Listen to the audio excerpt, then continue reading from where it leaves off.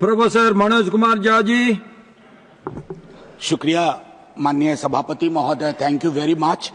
I have been submitting this 0-hour issue which I wanted to speak about uniform skill, minimum skilled wage for skilled laborers। Sir, अर्थव्यवस्था और आर्थिक विकास के जितने अफसाने हम सुनते हैं वो सब बेमानी लगते हैं अगर हम संविधान की धारा 39 के संदर्भ में उसका आकलन करें। सर, आय की असमानता से ये पूरा देश जूझ रहा है।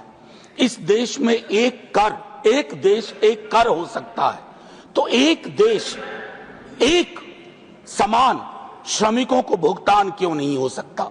मैं क्यों ये बात कह रहा हूं सर? मिनिमम वेजेज एक्ट 1948 के तहत राज्यों को यह कहा गया है कि आप अपने अपने राज्य में वेज का निर्धारण करें।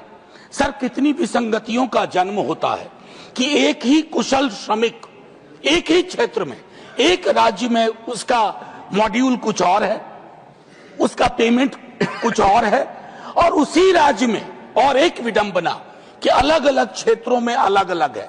जैसे एक टेक्सटाइल मैन्युफैक्चरिंग किसी भी क्षेत्र को ले माननीय सभापति महोदय, तो हमारे बिहार झारखंड में जो पेमेंट है वो तमिलनाडु और केरल की तुलना में बहुत कम है।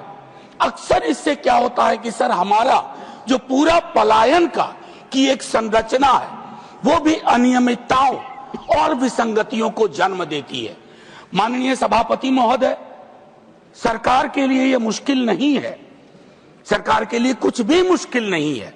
अगर पॉलिटिकल विल हो तो मेरे हिसाब से इस पर फौरी तौर पर कार्रवाई करते हुए पूरे देश में एक यूनिफॉर्म स्किल लेबरर्स के लिए वेज निर्धारित किया जाए।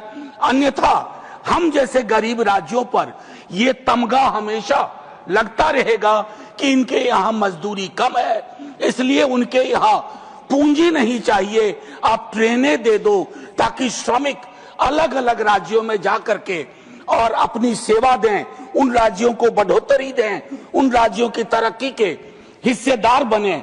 लेकिन हमारा अपना राज्य, हमारा अपना क्षेत्र, हमारी अपनी मजदूरी, हमारे अपने परिवार, हमारे अपने बंधु इस पूरी संरचना में असमानता का बोझ ढोते रहें।